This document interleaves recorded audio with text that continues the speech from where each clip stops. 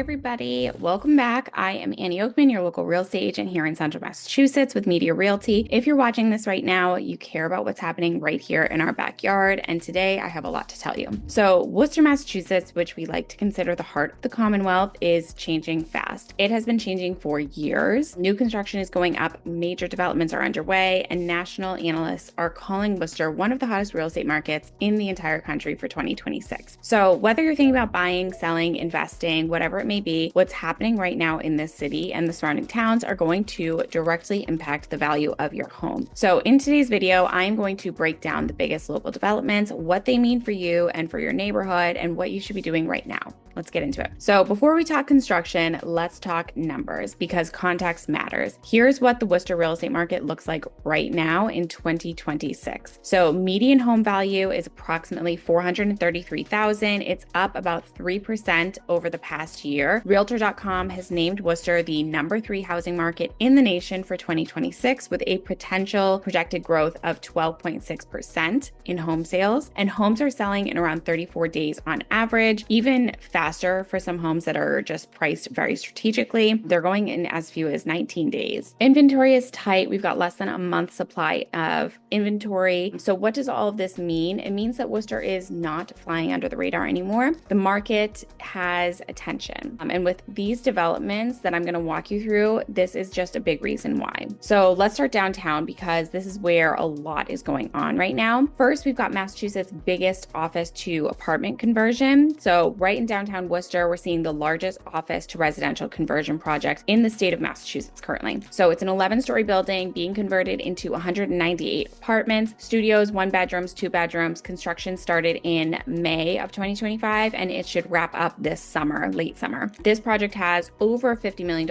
in financing, a $4 million state award, 15-year tax increment exception from the city of Worcester. So it's going to bring nearly 200 new residents right into the heart of downtown. People who will be walking to restaurants, shopping local, supporting our communities, the businesses. So for real estate, that really means more residents downtown, more foot traffic, stronger demand for nearby properties. And if you own anything near downtown, definitely pay attention. So second, we've got the ballpark district, Polar Park, and that area. Of course, everyone's heard of Polar Park. It's the home of the Woo Sox. But what many people don't realize is that Polar Park was just the beginning of the revitalization down there. It's part of a massive $565 million multi-phase development plan called the Canal District Urban Revitalization Plan. So Madison Properties is a leading development around the ballpark. That includes 300 unit residential buildings, the former Table Talk Pie property, a 150,000 square foot lab, and office building at 10 Green Boulevard, hotel, second residential building with another 150 units and ground floor retail. And then the Woo Sox just announced major upgrades for 2026 as they celebrate their 5th anniversary. So that's a new canopy over the Hanover deck, an upgraded patio experience. So there's a lot going on down there. The real estate impact that this will have, Green Island and Canal District neighborhoods are being completely reimagined. So properties near this corridor have already seen increased interest, and there's going to be a lot more of that expected. So number 3, we've got the Denholm and McKay building redevelopment. This one's exciting. It's the historic Denholm and McKay building, the old downtown department store. It's slated for redevelopment starting this year. One of the groups won a competitive bid to convert it into 233 units of housing with 10,000 square feet of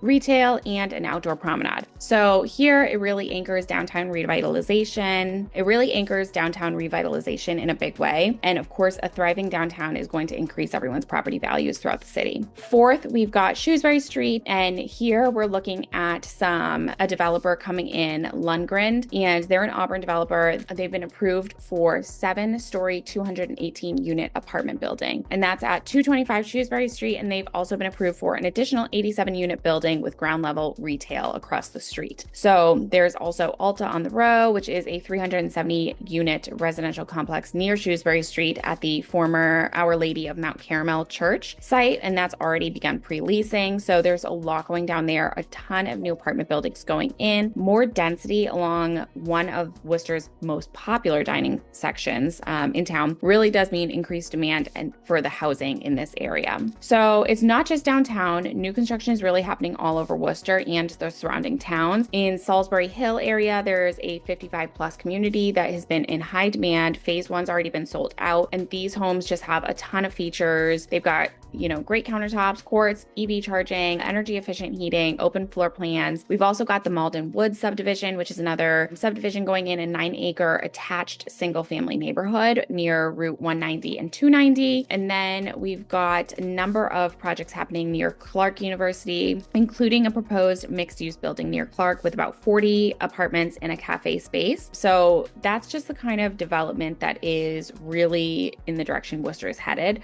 Walkable, sustainable, connected. And for buyers who are working on homeownership for the first time, 2 Chestnut Place is being converted into 22 owner-occupied condos specifically for first-time homebuyers. So that is a really big deal. They've got $8.1 million in state support there. So there's a lot going on, but let's zoom out a little bit because what happens in Worcester does not just stay in Worcester. The surrounding towns are impacted as well. So Shrewsbury, that's going to remain one of the most in-demand towns in the area. You've got easy proximity to downtown Worcester. Some of the buyers that might be priced out of Shrewsbury, though, may be looking in other towns like Auburn, which is seeing a lot of spillover demand. Auburn's got quick access to the Mass Pike, all of our major routes, so it's really good for commuters. We've also got Millbury that's actively working on new housing production plans. And then Holden, Paxton, Northborough, all of these towns are worth watching. Each town has their own pros, their own cons, of course, their relativity to Worcester, which is a real benefit for each one. So the growth in Worcester is just creating a ripple effect across the entire region here, Central Mass, rising values in the city, pushing more buyers into the suburbs. And honestly, a lot of people are coming from the Boston area and taking a look at Worcester if they want to still be in the city. So it's a good area to check out. But what does this mean for you? If you're a seller, now is an excellent time to list. The market is competitive, inventory is low, buyers are active. With home values up, demand is strong. Sellers who price it right and present their homes well are really seeing good results. The spring and summer window, February through July, it's historically the strongest time to sell here in Worcester. So don't wait, talk to a real estate agent. I'm happy to chat with you and just discuss your options and see where we're at. If you're a buyer, this is a very competitive market, but it's more balanced than it was a couple of years ago. So you've got a little bit more breathing room. Obviously, of course, depends on the town, the neighborhood, the area you're looking, the specific home you're looking at, your price range, etc. But get your pre-approval in order, know your budget, and be ready to move when the right property comes along. I'm happy to set you up with a great lender and help you out through that buying process as well. And if you're an investor, Worcester and the surrounding towns remain strong plays for both rental income and appreciation. With